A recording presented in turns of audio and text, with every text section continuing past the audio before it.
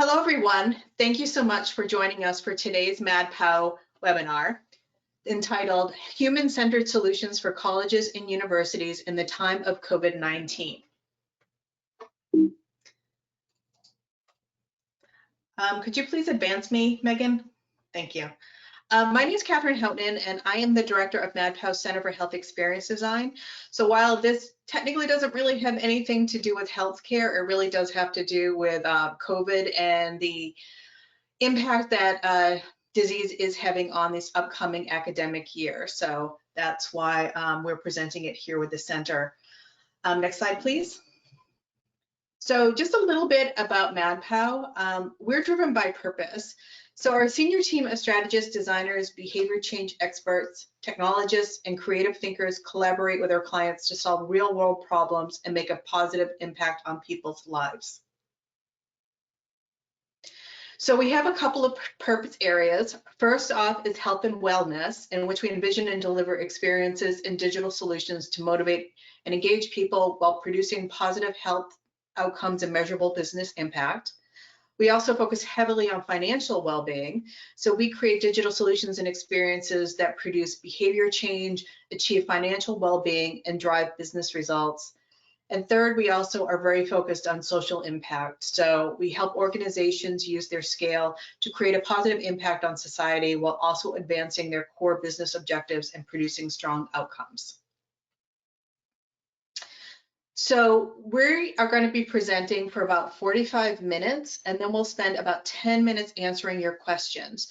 If you look into the control panel for GoToWebinar, you'll see a box there that says enter questions here. Put in your questions as they arise, and then at the end, we'll try and get to all of them. If we run out of time, you can email us directly. We are recording this, and we will be sending out the recording afterwards. And if you are interested, we also have the slides under the handouts option in your panel, but we'll also be emailing the slides and the recording after the session. I'd like to introduce Megan Campos. She is our presenter for today, and she is a senior experience researcher at MadPow, and she has a master's degree in human factors and information design, and she is also a former college admissions counselor. She also has had about 5 to 6 years of volunteering of working with college applicants and helping them navigate the Common App process and essays.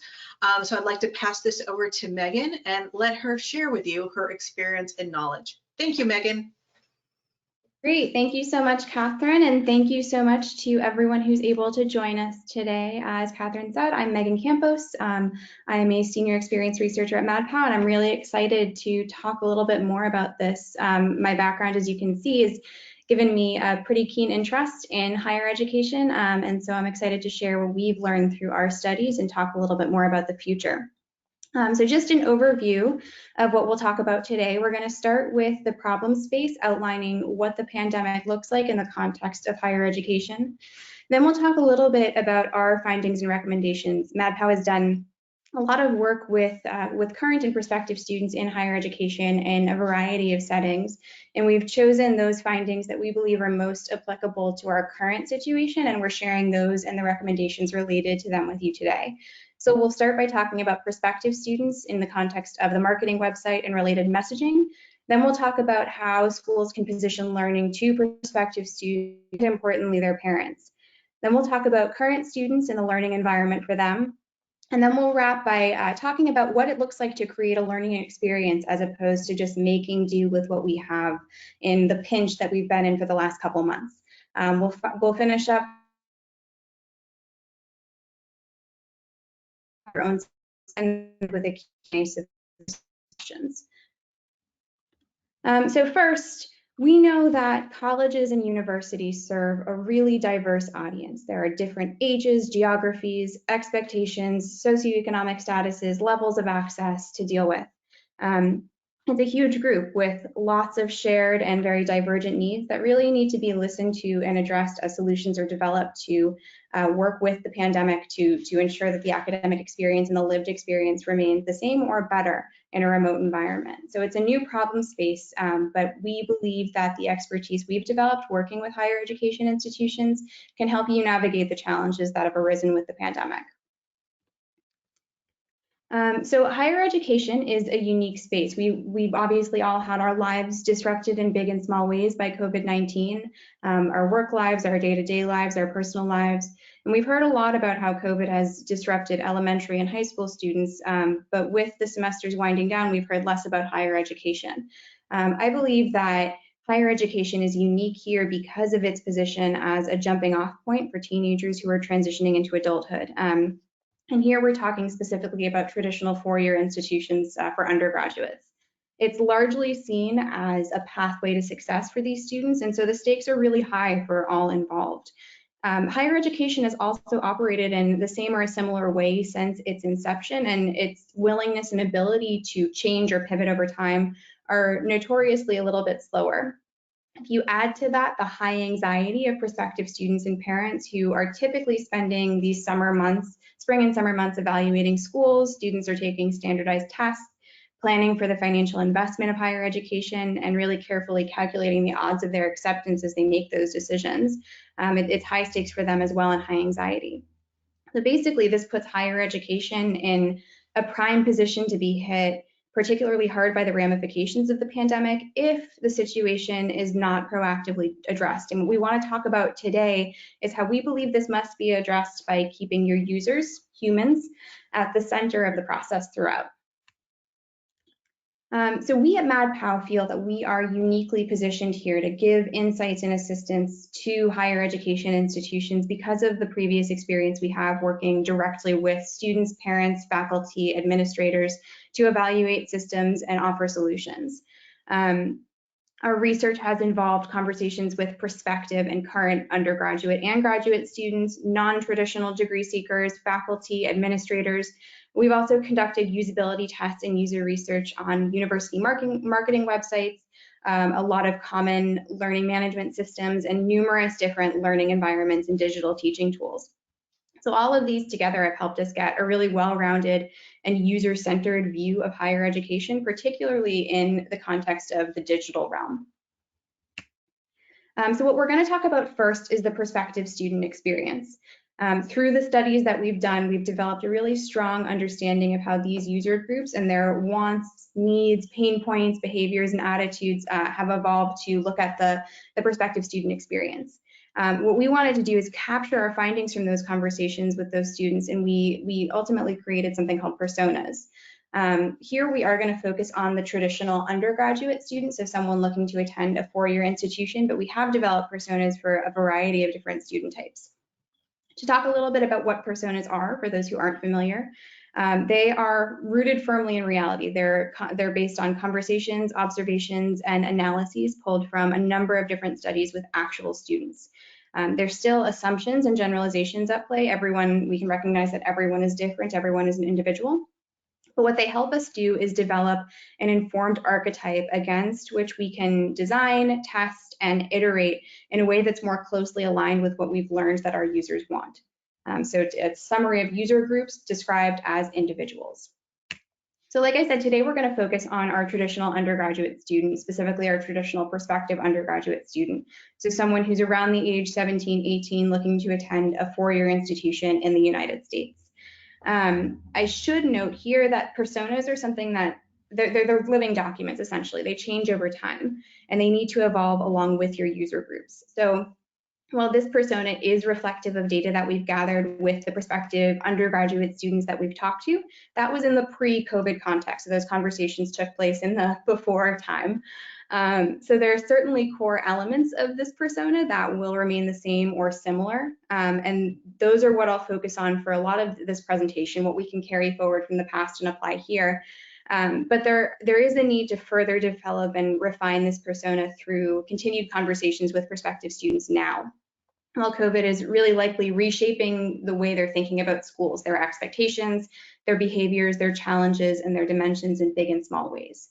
And so the way we've constructed this persona is we've put together observed behaviors, roadblocks to achieving the things that they want to achieve, the key interests they have when it comes to a school's marketing website, and the outside resources they use when they find elements of that site to be lacking or when they're looking for additional information. We've also placed this persona along a set of dimensions from goals for academia to how they're focusing on the journey, whether that's being about the process of learning or just acquiring the degree, whether they're more strategic or naive during the process, whether they are looking to exchange the process for a degree or they want to actually explore do some self-discovery and do some self-exploration in the process, whether they're more geared towards being on campus or online, and whether they're more likely to be self-funded or externally funded through someone like a parent. So I won't spend too much time here, but this is what we're keeping in mind with the findings that follow. So first we'll focus on the marketing website and related messaging. There are a lot of critical interaction points for the prospective undergraduate student, but what the pandemic has done is whittled those interaction points down to just a few. So while in-person visits aren't possible, especially during these summer months, the marketing website, which is already before COVID an important part of the prospective student journey, and the messaging it employs play a really critical role in helping students evaluate schools from a distance. So the school's marketing website, like I said, was already important because it was probably the first real look at a school the prospective student would get. So from our studies, we know that students use the website to first determine whether or not a school is worth further exploration through an in-person visit, through a tour, an information session, or an interview if that's something that's applicable. Later, they use it for more informational purposes. Does the school need test scores? What's the average score, average GPA? What do I need to emphasize? What do I need to make sure to talk about in the application? So there is a transition point with the website, but it does remain important throughout. And one point to take away from this and throughout this presentation is that we've gleaned these findings through conversations with real users. We want to minimize assumptions, and to do that, we need to have these conversations. Because the website needs to accommodate a number of different purposes for which prospective students, and if we're being realistic, their parents, choose to visit it, the site needs to go beyond just a shiny surface. It needs to be useful too. And what we've heard is that while a marketing website won't directly make or break the student's decision to apply, there are a number of factors that we'll discuss shortly that can have a really strong negative or positive influence on how they think about the school, which obviously indirectly can have an impact on the factors they weigh when they decide whether or not they want to apply. So why are we focusing on the site now today? And it's because with campus visits and human interaction or in-person human interaction rendered really impossible, students need another way to explore their options. And the most obvious starting point for that is the website. So how can schools use the site and its messaging to really put themselves in the best position to be both useful and enjoyable for students? Let's talk about what we've heard. So we'll start with degree and program terminology. A lot of what we heard is that there is a language that academia uses that students don't necessarily have access to, especially as they start their journey through the college process.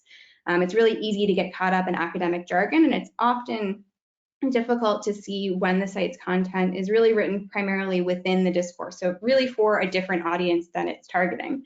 A major benefit to speaking directly with users, with prospective students, is observing clearly where there is a knowledge gap between what is accepted institutionally as more common knowledge and the actual experience of high school students who are just beginning to acquaint themselves with this environment. So one example here is students who may not know necessarily that a major or a minor is also called a bachelor's degree, a Bachelor of Arts, a Bachelor of Science, and there's different terminology used on different websites. So they're not receiving consistent kinds of information as they explore across institutions.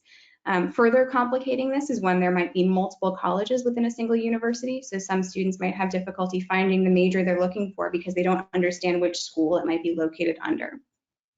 And what we observed is that the learning curve is steeper online than it is through in-person conversations, where they can ask those questions like, what is a BS, what is a BA, and have that answered immediately, whereas online they end up poking around more and may ultimately decide that the school doesn't carry the program that they're looking for. So our recommendations here, I will start by saying all of this isn't to say that there aren't some students that will come in with lots of advanced knowledge about higher education. And they might know exactly what they're looking for. But our recommendation is to lower the bar a little bit, strive to understand where the threshold is for prospective students and meet those students where they are. The upside of that is by lowering the semantic bar to accommodate a wider range of prospective students and their knowledge, you're not likely to complicate the process for more advanced students or cause them frustration. They'll still be able to find what they're looking for, and so will the students without that same level of knowledge. So things like making design changes to adjust the navigation, to make it clear when you're referencing academic programs what you're talking about, and walkthroughs about what the difference is between a major and a minor, and whether a BS is a major or a minor, or what they're looking at as far as jargon goes. And what we're talking about here is degree types, but there are other areas where students can maybe be better served by de-jargoning the content. The site can also really assist them by providing education about what to look for, so that they augment their knowledge going forward and feel that the site is more helpful. So another area to explore with the website, this one, personalized cost information, is a little bit tricky right now, as students and parents are questioning the value of the experience that they're going to get in exchange for their tuition dollars. But before, during, and after COVID, transparency throughout the process remains paramount. The students we worked with approached the process with the knowledge that higher education was going to be expensive. Some even acknowledged that they were going to go into debt in exchange for their degree. But they wanted to make sure that the experience they were going to get was worth the trade-off. Some of them extensively used net price calculators where they could find them, but really what they were seeking was personalized cost information. How much is it going to cost me personally to attend this school? Whether that's in-state or out-of-state, whether I'm living on campus or not, what is that cost going to look like? What is my tuition package going to cover? And again, the importance here is that I think there are more questions than ever about the value of the degree and the value of the experience in exchange for those tuition dollars. So just to reiterate, tuition information is a place where transparency is key, and perhaps especially so right now. If costs are going to remain the same, for instance, parents and students will want to know how the loss of campus life, if they can't physically be on campus, is translated into an equivalent experience online. If tuition is changing, how is it changing? What is changing along with it? The more clear and concise information you can convey, the better a sense of transparency and honesty you'll provide to students. If tuition is going to remain the same, which I know has been a solution that's been up for discussion, consider how a new equal quality experience can be translated to remote learning and living. For instance, consider offering flexible options to students so that they can take classes outside of the traditional semester calendar, which would lessen the burden of a traditional course load from home without adding additional years to their college plan. And we'll talk a little bit more about that burden in a bit. If tuition is going to cover new safety measures, for instance, incorporate that into the transparency piece so they understand what is actually being received in exchange for that tuition. I do want to call out the net price calculator again here.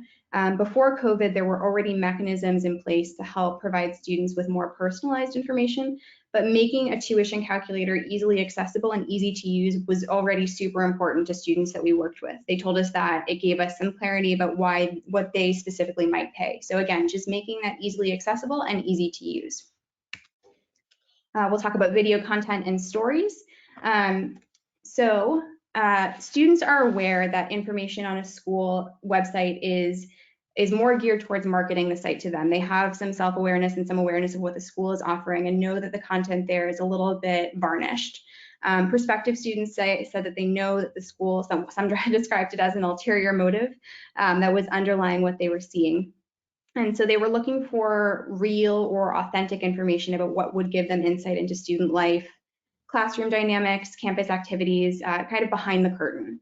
When students found video content and student blogs that seemed to come from a student directly, as in not heavily filtered, they found value in the content and they expressed an interest in engaging with it to learn more. But when they couldn't find that kind of content, they often said they would look to other sites. Some examples were Reddit, to give them the real student perspective. Again, that behind the curtain idea. So one recommendation here is to really give students a primary source to look at. Give them an easy and visible access to current student perspective and stories. There are some examples shown here, so being able to see a student blog that's clearly coming from the voice and perspective of the student, and making access to that really easy to see. But too much finesse can imply that there's a heavy-handed marketing process in place. So consider providing a quote-unquote unvarnished view of student life so that prospective students feel like they're being let in behind the scenes and they don't need to look elsewhere to find real information. Learning environment imagery. I was actually a little bit surprised to hear about the detail prospective students wanted to see in their classroom imagery. A single shot of a classroom or a lecture hall or a lab, they didn't feel that was sufficient to convey, for instance, the average size of the class for a particular subject, or the equipment students might have access to as part of a science lab. Students wanted to go beyond just what the classrooms generally looked like, and they wanted to see what their classes and their subject of choice were going to look like. They also said that getting a view into the classroom would give them a sense for how the class would encourage them or not to work with other students. So how does that interactivity and dynamism come into play in the actual classroom environment? So recommendations here. Often, I think the tour substitutes for some of that website, where the website lacks detailed imagery, the tour is seen to substitute for that. So if students can't get a full picture online, they look to go in person and see it for themselves. But while tours remain in limbo, consider what kind of up close and personal views might be possible through the use of technology. Showing one example here on the right, where there's a virtual tour that allows for free exploration of the campus with a guide, a pre-recorded guide chiming in once you hit key hotspots. So it allows the student to kind of walk around the campus and explore on their own, but with some guidance as needed to chime in with interesting facts that might help shape their perspective. Because a remote learning environment, and especially one at a college, is likely to be new or a foreign concept for many students, consider also allowing them to sit in on a virtual class and perhaps even chat with the professor afterwards to answer questions. So that covers some of the website findings that we have. We can go into more depth as we talk about individual websites, but I want to talk a little bit about positioning learning. How is learning in this new environment positioned to these prospective students? And one thing I want to note here is that some of what follows is a little bit of a departure from what we just looked at. All of our studies were conducted in that previous before time context, when students had this tradition-backed understanding of what their educational experience could reasonably look like.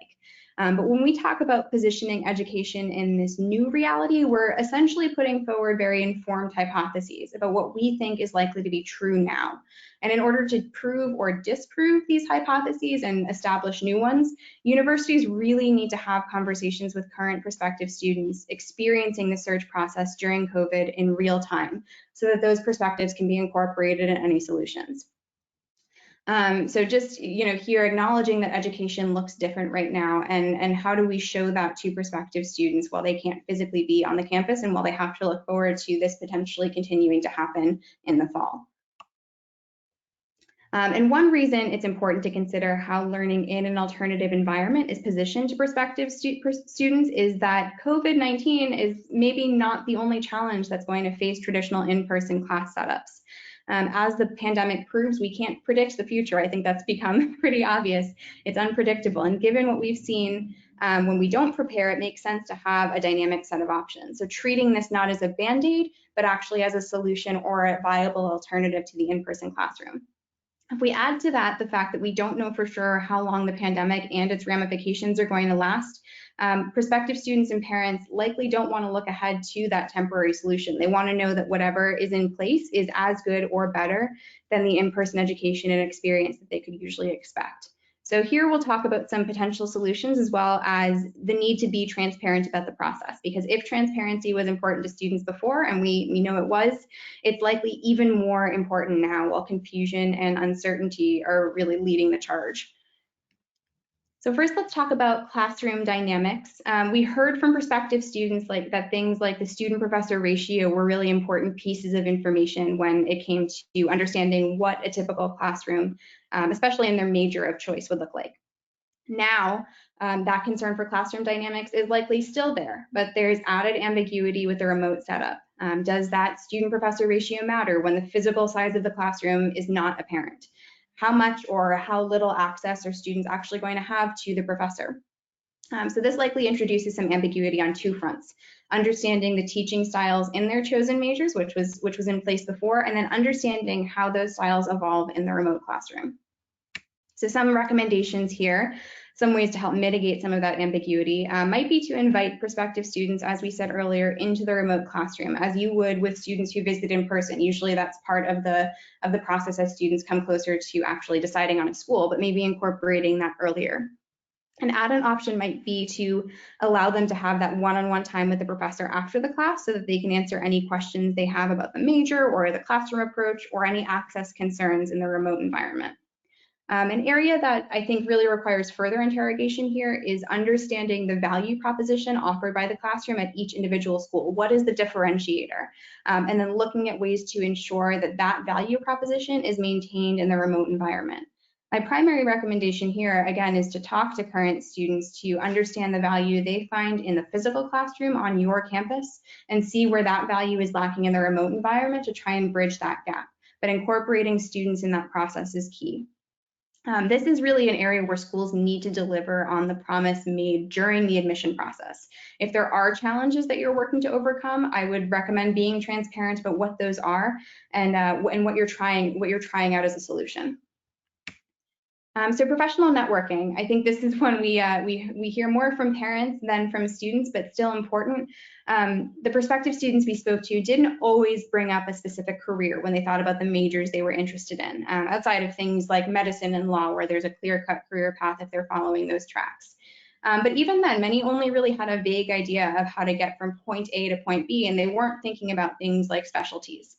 Most of them knew that what they were interested in within the majors they were focused on, for instance, particular classes or focus areas in their major, and they were really passionate about those interests. But when they saw information on pages about their majors where there were careers listed alongside major information, prospective students made it clear that they wanted to know more. That was information that was interesting to them, even if they weren't thinking of it unprompted.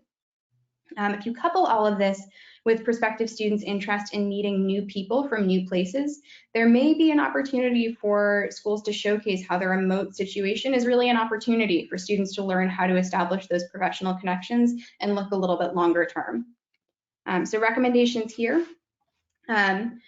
It's really while other in-person opportunities are put on hold, take advantage of what the online environment can offer. Showcase to prospective students how the university is going to support students' growth by guiding them towards how to communicate and demonstrate their value online. Right now, there's a lot of professional networking in the professional working world happening online, and teaching students how to navigate those waters is going to be critical now and in the future. So while everything is online, it might be one way to jumpstart that process.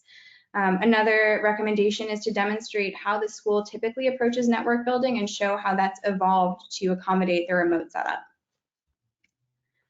This is very similar, related to the last set of slides here, but I just want to, the career preparation aspect is something that also may boost confidence in the school's ability to navigate the remote setup.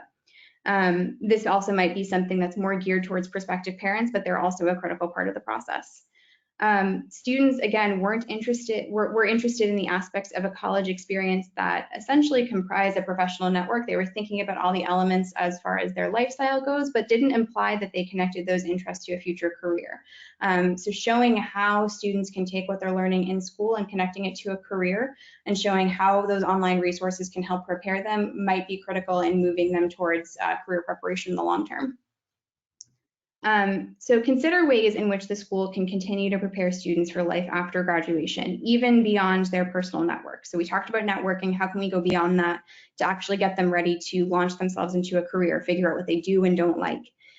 There are evident challenges presented by the pandemic. For instance, few companies are looking for interns. Students can't physically be wherever there are open positions. And most working professionals are really focused on addressing challenges in their own industries. However, schools can still demonstrate actionable steps that they're taking to help students prepare within the context of the pandemic and then looking ahead to afterwards. Some examples are helping students think through the challenges they're facing now and actively developing strategies to negotiate them now in the new employment landscape where there will arguably be ramifications for years to come, but preparing for that reality now.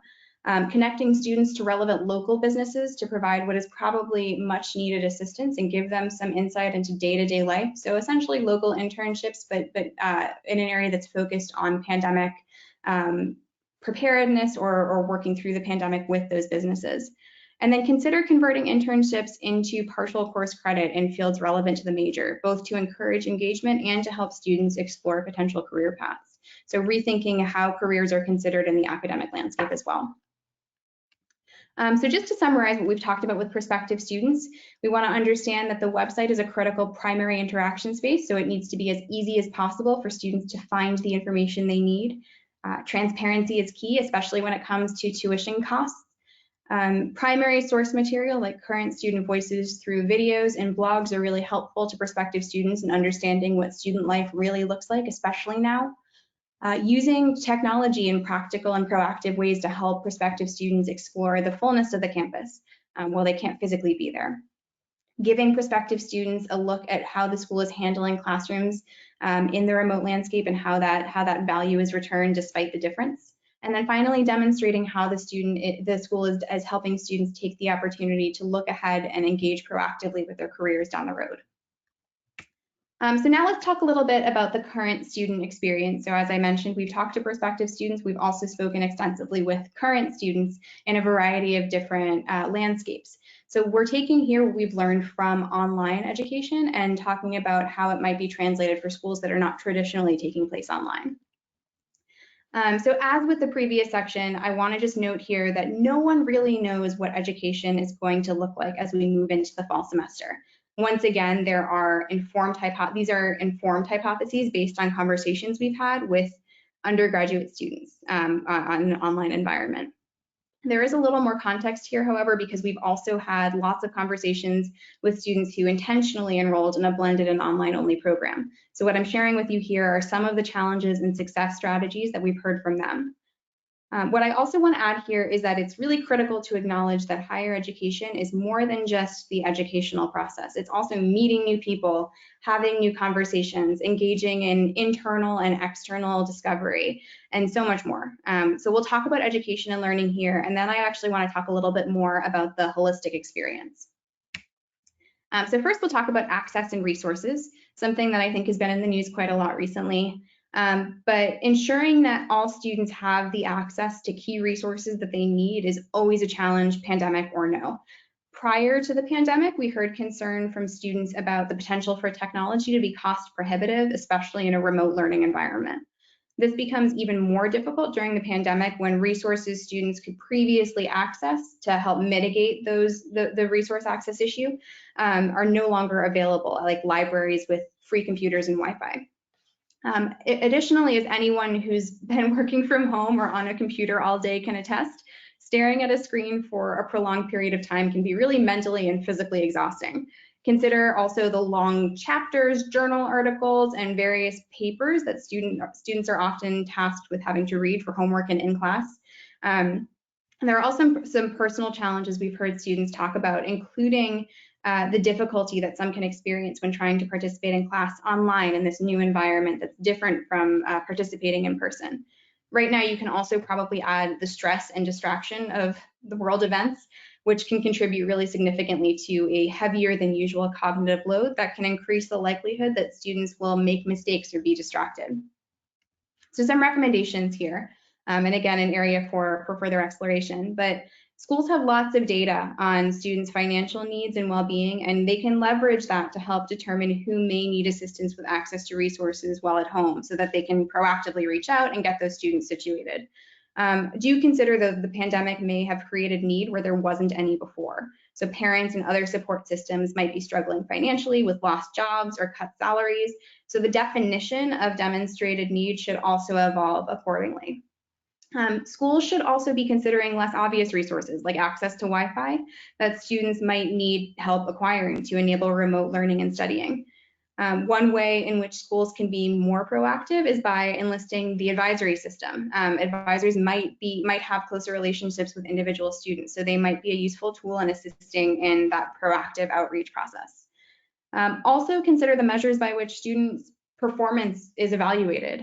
This is another area where talking to students to understand remote classroom challenges and obstacles is really critical. Because classrooms and the way they're taught need to be restructured to give students the tools they need to be successful.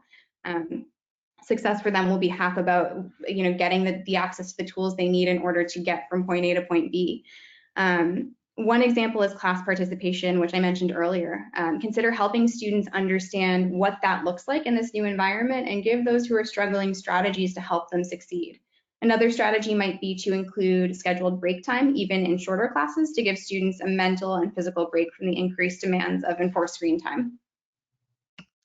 The online environment, whereas the physical classroom is a more controlled environment, the professor can see everyone, everyone can see everyone else. The home or other areas where students are relegated to study can be full of distractions. Students also don't have the social pressure of peers or professors being able to see their screens, so it might be easier to be pulled away from class by other websites or conversations with friends or text messages. When we talk about the environment where students are physically learning, we also have to consider that some might be in homes that are loud or distracting or distressing or not very private. And there may even be students who choose to leave the home to study. They might not have a perfectly suited place to go and are just making do. Another consideration here is the heightened barrier for ESL students who are missing critical context clues that they could typically find in the physical classroom. Add to that spotty connections or bad microphones that could contribute to that struggle, which would render part or all of the class very difficult to parse. Finally, consider the challenges that are already posed by group work in person. That includes accountability, even distribution of workload amongst students, knowledge sharing, and add to that the actual and psychological distance that exists now between students. All of those barriers might be even harder to overcome in a remote environment, especially when it comes to doing work outside the scheduled class time. So some recommendations here.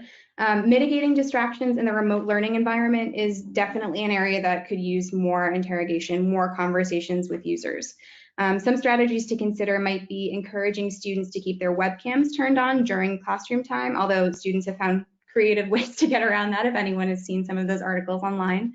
And asking them to keep the class at full screen on their computer. There is some web conferencing software and some LMSs that have the ability to actually show when students minimize their screen. So this could potentially be a useful metric for measuring engagement.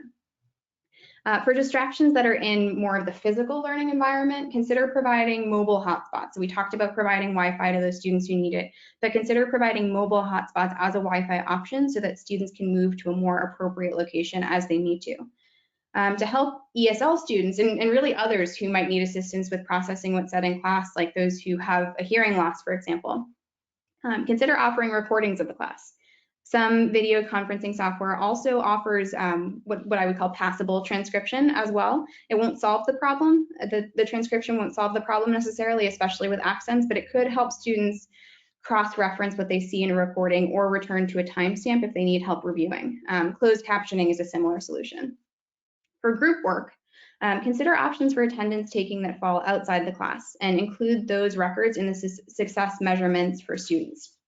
Like classroom work, any solutions developed here will also need to take into account students who don't always have a quiet, safe, Wi-Fi enabled space to work, but just another area that could use some further examination. Note-taking, this one is interesting. We heard this particularly from students who participate in blended learning environments. So there was an interesting paradox at play where students felt compelled to take verbatim notes, capturing everything the professor said, because they were nervous that missing something might result in a lower test grade down the road. We can acknowledge this isn't the best note-taking strategy, while also noting that it's easier to take these kinds of rapid-fire notes on a laptop. But students also reported feeling like bringing a laptop to class and typing on it while the professor was talking might make the professor think that they're distracted or purposefully not paying attention. So the result is students with really cramped hands who aren't able to pay attention to the fullness of the class because they're busy trying to capture every word with handwritten notes. So obviously not the best strategy here. So this is one example of where the online environment might actually be a big opportunity. Consider taking this as an opportunity to teach effective note-taking strategies. Provide students with flexible frameworks that are geared toward the subject they're studying, and then offer outside assistance to help them develop the technique further. This is something they can take beyond the remote learning classroom to actually implement once they are able to return to campus if they have a strategy and are ultimately more effective. So just in summary here, the recommendation is to understand where students have resource and access needs, including students who have needs created by the pandemic, and then make sure that those needs are accommodated so that they can be successful in the classroom. Help students adapt to the challenges presented by the new remote environment. and then take the opportunity to develop critical skills while they're in this remote environment so that they can transition those into their in-person learning. So finally, we'll talk a little bit about creating a learning experience. And so I want to shift gears from the educational side to focus briefly on the broader understanding of the college experience. We can prioritize the educational aspects, but we can also acknowledge that students graduate having had new experiences, met new people, and engaged with self-discovery that they otherwise probably wouldn't have encountered or may have encountered at a later point. So when we consider how higher education tackles this new normal in the upcoming semester and semesters that follow, it's really important to consider the holistic experience, looking outside the classroom to the community that students join when they enroll in a four-year institution. So I have a set of recommendations here informed by the work we've done with students, but there's really a lot more to be done here. I've said it before, I'll say it again. To understand your unique community, you really have to talk to the people who comprise it. So first, fostering community. How do you foster a community when its members must remain physically apart? Students are already doing this. A lot of outlets have published stories about how students are staying connected to one another remotely, like the article in the photo here on the right. Little has actually been said about how colleges are helping to facilitate this, and school-sponsored activities may be a way to increase engagement for new students or for students who don't have a group actively putting these kinds of things together. So I've listed some examples here, like hosting remote workout classes or game nights. And then one way to loop prospective students into the new campus community is to invite them to attend. Obviously, this would be events that you can monitor closely and are probably more appropriate, but we know from our conversations with prospective students before the pandemic that they would like to be able to attend campus events but aren't sure how. So this might be a really accessible way for them to participate or at least observe. Lean into relevance. I mentioned earlier that thinking about the pandemic or even really just being aware of it is likely taking up a lot of space in everyone's brains. So consider using that knowledge to pivot the work students are doing to address the pandemic directly. Lean into the most relevant subject matter. Consider how different areas of academic interest can use their knowledge and skills to address key issues and concerns raised by the pandemic. Some examples, my own previous major, sociology, those students could examine how the pandemic has exacerbated the problems created by structural inequality. Or political science students could examine how the pandemic has shaped the political discourse in a presidential election year. But rather than trying to fight against the mental burden of the pandemic, consider instead how courses can lean into it as fodder for study. Focus on well-being. This one is really important for everyone, not just college students, but definitely worth talking about in this context. Belonging to a community can be a critical part of maintaining mental and emotional well-being. And while that community is physically separated and less cohesive, and while the weight of the pandemic is really impacting students directly and indirectly, their mental and physical well-being might begin to suffer. So consider the support mechanisms that the school is able to offer and make those easily available to students. Consider also the opportunities that technology affords. Some examples include Nod, which we're showing on the right here, an app that addresses the effects of loneliness and isolation specifically in students, and apps like Headspace, which could be used for daily meditation practices. Telemedicine is also an option for students that need physical and mental health checkups. Another component of this is providing really clear and directive communication about COVID and how the school is addressing student needs. By providing regular updates, schools can give students a dependable timetable for communications and also allow them to choose whether or not to engage with that information at the time that it's sent. So giving students the space they need to decide when and where and how they want to engage with the pandemic when it comes to the university versus prioritizing their own mental well-being. Reconsider challenges. So restating a lot of what we've covered here, but there are opportunities hidden by the chaos created by the pandemic. And some of those include frameworks for things like note-taking, giving students ways to participate meaningfully in the new environment, using the need to take a break from screens as an impetus to work away from the screens, so new kinds of projects and endeavors that students can engage with, and then empowering students to share their thoughts with more small group breakout rooms. And there's a shot on the right there of Zoom, which has that breakout room enabled.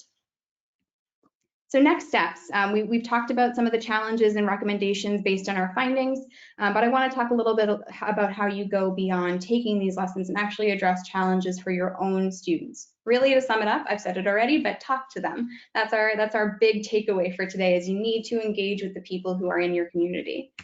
You can really only learn so much from studies that are done outside your university. And as we're saying here, a liberal arts school is different from a business school, is different from a community college, is different from every other kind of school. There's a whole variety here. And in order to understand the needs, wants, challenges, and behaviors of your students, you need to talk to them directly. And I want to acknowledge here that there is a very wide audience to consider. The exact makeup of that audience is dependent on the university, but it could include domestic and international students, faculty, parents, administrators, students with different needs. But the audience is important to consider as you develop solutions, and the solutions should not be developed independent from those groups. So your next steps need to be truly user or human focused to be effective. What we recommend is working with representative members of that audience to talk to them, hear about their experiences, hear what they want, hear what they need, hear what's a challenge, and work with them to turn those findings into next steps for yourself. You can conduct quantitative analysis. I'm always an advocate for mixed methods, but surveys are a great way to combine with qualitative analysis to interrogate everything from the information architecture of the website to new learning environments to new systems for evaluating academic success. You can provide informed, strategic, experiential, and usability direction for your school's future, not just now, but in the future beyond the pandemic, and help implement a culture of continuous learning and iteration through these practices. So I'm gonna pause there. I think I've gone over by a couple minutes, but I do want to leave some time for questions. So Catherine, I'll turn it to you. Great, thanks, Megan. That was really interesting. I hope everybody found that useful, insightful, and actionable. I wanted to launch a poll while you guys were thinking about questions you might want to ask. So that's coming up shortly. Let me just launch it. And so the question is, what is your top concern for the upcoming academic year? Select one of the following. Are you concerned about decreased enrollment, educational quality, student access to resources, financial solvency, or other? And if you have other thoughts, please just enter them in the question box and we can go through them there. So I'll give you another minute. I want to get to at least 75% of you voting before I shut this down. But yeah, we've been talking to a lot of academic institutions at this time, and obviously there's just been a whole ton of information coming out on the internet about what schools are doing. I know Cambridge University just announced that they were actually going online only for the entire year. They've just made the call, first ones out there. Which I think is interesting that such a prestigious university has just finally decided to go fully virtual for a whole academic year. Okay, I've got 70 of you have voted, so let me close the poll and share the results. All right, so the top two are tied, so decreased enrollment and educational quality and other. Let me go over to questions. If somebody voted other, I'd love to hear what that other means. If you could tuck it into the questions area, that would be a great insight for us to talk about. But let me hide the results from now. So Megan, any thoughts on this? Yeah, sure. So I'm going to sound super repetitive and just say that the beginning of the solution to all of these things is to talk to the audience where you're experiencing these concerns. So for decreased enrollment, it's about talking to prospective students. It's also about talking to their parents, also usually key decision makers in that process. If they are considering not enrolling in the school year, this upcoming school year, why is that? How can you help them overcome that barrier? What solutions can you offer so that it seems acceptable to them to consider enrolling in the same timetable they were considering prior to the pandemic? As far as educational quality goes, I think we've covered a lot of that ground, but the critical component of that is involving the audience who use that mechanism in the conversation. Often when we've talked to prospective students and current students, we've seen that the material developed for them, where they're the intended audience, seems to actually have an intended audience of the stakeholders. So the board, administrators, people who aren't actually engaged in the learning process, who aren't in the classroom. And those are really the audience members who need to be involved in the conversation and even involved in developing the solution. So I think the answer for both of those things is the same. The question is, identifying your audiences and then having that conversation with them. Okay. I got some comments here on what the other stands for. Maria said she's concerned about diversity and inclusion may suffer. Sure. Yeah, that's definitely a concern. And I think an interesting observation about the way solutions are developed in general is that they're not often developed inclusively. And as you have these conversations, as you start to develop solutions, it's important that you take a measure of your audience and understand who you need to talk to make sure that you're addressing the more needy populations, those populations that might have needs, wants, barriers that are different from a larger segment of your audience. But again, including them in the conversation so that you're hearing those voices and the solutions are developed with them in mind. And sorry, one thing I just want to add there. Often we found that when you create solutions for a smaller component of a population, whether that's in education or healthcare or finance or any other vertical, you actually end up creating solutions that work to the benefit of the wider audience. So it does behoove you to actually make sure you're having conversations with people, even if they may be in a minority population. True. One person asked, international exposure is going to be another area that is going to be severely curtailed. Any thoughts on this? By exposure, can you elaborate? I guess it's hard in the question setup to elaborate on exposure, but as far as attracting international students, I know that there have been concerns about jobs in the US, about the value of a full tuition payment for coming to the US.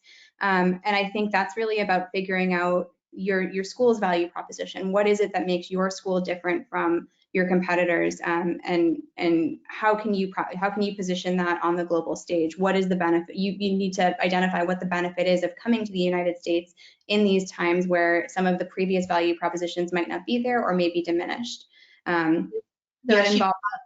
Sorry, they mentioned specifically exchange programs, and I know I did my junior year abroad, which is one of the best things I did in college. So, any thoughts on that? Yeah, I haven't specifically worked within exchange programs beyond similarly my own experiences. So I think that's something I would have to circle back on. I'm not sure specifically beyond saying that the blanket first approach for all of these is to talk to people who are involved. Yeah, it's a little bit of a challenge. I had a thought when you were talking about internships. I mean, just because, especially in the career preparation, but my thought was, and I don't think you mentioned that, so if you did, I apologize, but so many jobs are going virtual. So what does a virtual internship look like? And in some ways, I think that would actually be an advantage, just because I know if you live in a small town and you want to get an internship at a really big company, you probably don't have the money to go and move to the city and rent an apartment for this summer and buy the clothes and everything to participate at like a really big Fortune 50 company. However, if companies are looking towards designing virtual internships, or if schools partnered with their prospective hiring partners to design what could a virtual internship be, that actually could open up that potential for lower income students that don't have ability to like I said, move to a large city and rent an apartment. Because even if an internship's paid, it's a huge financial burden if you're making $15 an hour to live in New York City. But if you were able to design a virtual internship program, you might actually be able to open up to those lower income students that would like to build those connections that the more affluent students have been through traditionally. Yeah, absolutely. I totally agree that typically an internship, especially where they're lesser paid or not paid at all, is a huge barrier for students who don't have the resources to move or to rent an apartment in a place where they're not getting paid enough money to cover rent. I think a critical part of that will be what we covered earlier with evaluating the needs of students and how those needs have shifted with the pandemic. If someone who maybe was not as needy before financially has those needs now, and making sure that if you are going to help students develop their careers in that way, you're also giving them the resources to succeed even in a virtual environment. One very specific question is, do you have the job titles for those who are usually in charge of the marketing website? For different schools, I've heard everything from digital strategy to web director to market, so a variety. Yeah, enrollment is another one that I know people do. So it's I know not like admission also has a pretty big voice in how that typically happens, at least in my own experience. it's faded out a little. Sorry? Could you repeat that title? You faded out a Sure. little. Yep, I was just saying I know admissions typically has a pretty big voice in that realm as well, although I don't know if they directly influence what goes on the website. Yep. Okay, any other final questions that you guys would like to chime in? We've got 4 minutes. Like I said, we did record this. I'll upload this to YouTube. So I'll be sending out the link later today along with the PDF of the presentation. You should be able to actually download the presentation right now under the handout section because I just place it up there for your access. But if you want to go to the next slide, Megan. Sure. So thanks so much for joining us. This was really interesting. I know I'm getting some really great comments online, so I appreciate that. But also just want to let you know, we are here to help. We have a ton of expertise working with online schools like Southern New Hampshire or other other universities in general. And I know everybody is looking for help. It's a very confusing time for students, for faculty, for the administration, for the parents. And we are here to help you. So we can help you with research and strategy, user design, user experience design development, service design, intervention design and evaluation, and design and innovation challenges. You can reach out to Megan or myself, but our contact information will be out in that email that will be coming to you in a few hours. But again, feel free to reach out to us with any questions or thoughts. We'd love to work with you to help you design a fabulous upcoming academic school year. Any final words, Samantha, over there? No, just thank you so much to everyone who's attended. I hope you found value in this, and hopefully some of us will get to work together. I really enjoyed this. Okay, thank you so much, everyone. Glad you were able to join us. Have a great rest of your day. Stay safe.